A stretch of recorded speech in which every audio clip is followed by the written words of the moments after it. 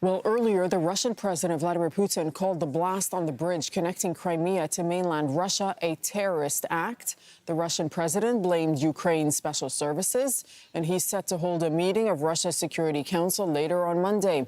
The Kerch bridge supplies Moscow's troops in southern Ukraine and is seen as a symbol of Russian power in the region. Ukraine has not claimed responsibility. There is no doubt this is an act of terrorism aimed at destroying Russia's critical civilian infrastructure. Its authors, perpetrators and beneficiaries are the security services of Ukraine. Let's bring in Mohammed Val. He's joining us from Moscow. So, Mohammed, certainly the view in Ukraine amongst some is that these attacks that have just taken place in the past couple of hours are in retaliation for the Crimea bridge attack. What are you hearing from the Kremlin?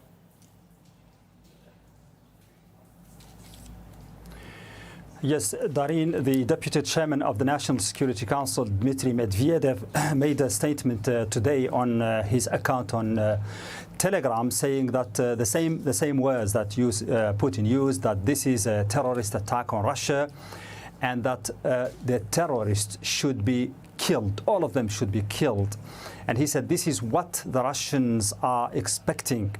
And we have heard these statements even before the results of the investigation came out yesterday, many times from party leaders, from parliament members and so on, all of them talking about Ukraine, pointing the finger of accusation at Ukraine and saying that if proved, Ukraine should be punished and Russia should strike hard at the targets, and not only any targets, but vital infrastructure across the country. And that's what we are seeing today in a way.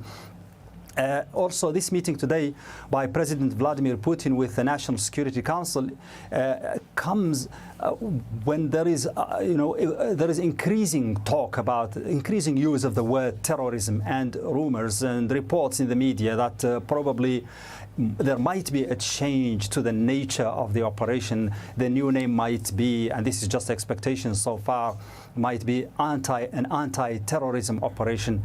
The word terrorism is now the most frequently used word here in Russia, and we are expecting President Vladimir Putin to speak after the meeting today, and everyone is waiting for what he's going to say. All right, you'll keep us across that story for the time being. Mohammed Val, thank you for that update from Moscow. Let's speak to Alexandre Vautrever, who's a security and defense policy analyst and the editor-in-chief of the Swiss Military Review. He's in Geneva. That's where he's joining us from. Welcome to Al Jazeera. So several locations, as I'm sure you're aware, have been targeted in Ukraine, including the capital, which hasn't been hit for some months now. Just give me your initial thoughts on these developments. Well, when Ukraine most probably struck at this bridge, they have in fact extended the battlefield to the rear echelons, to the supply infrastructure of the Russian forces that are fighting right now in Ukraine. So the response by the Russian military forces is to also extend the battlefield and the waging of strikes to the Ukrainian capital. And the message is quite clear. The fighting will resume in areas that are not only directly connected to the fighting, but also into the rear areas where the population lives, where perhaps training is being undertaken with conscripts for the Ukrainian military. So you think, in your mind, that this is in fact directly related then to the Crimea bridge attack?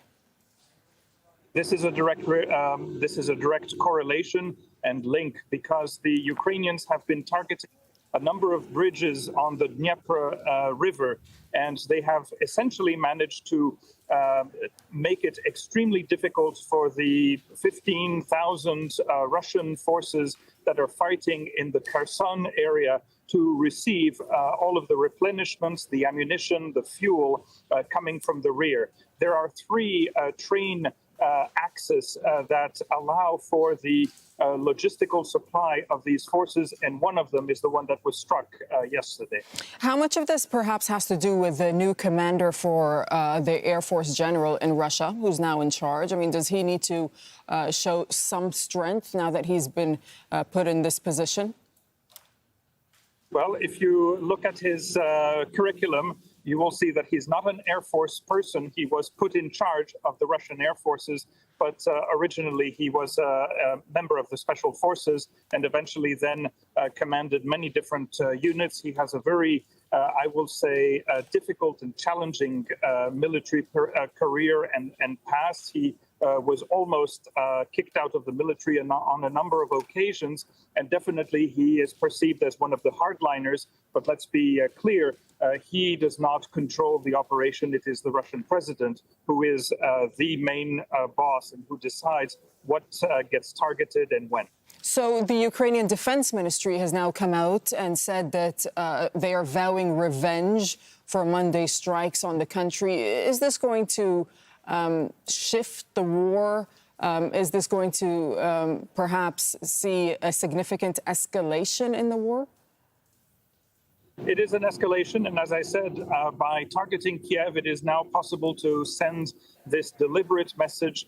Even the border towns next to the Polish border can be targeted, where you see all of the NATO weapons are coming in and the troops are being trained.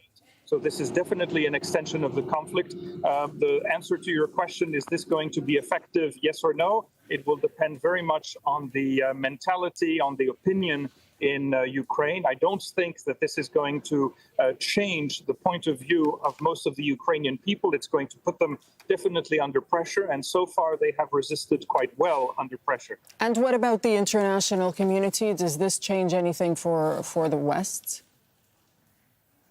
Well, of course, when you are targeting the capital city and you don't really know what you're firing at, and civilians are dying, and a lot of this ammunition is blowing up right next to the largest nuclear power plant in Europe, this is not a good sign. It's not a good message. And I think, perhaps over the past few weeks, there have been hesitations among European leaders. I don't see any European leader coming out today and say, we need to negotiate and, let's also examine Russia's point of view, and they may be legitimate in their claims.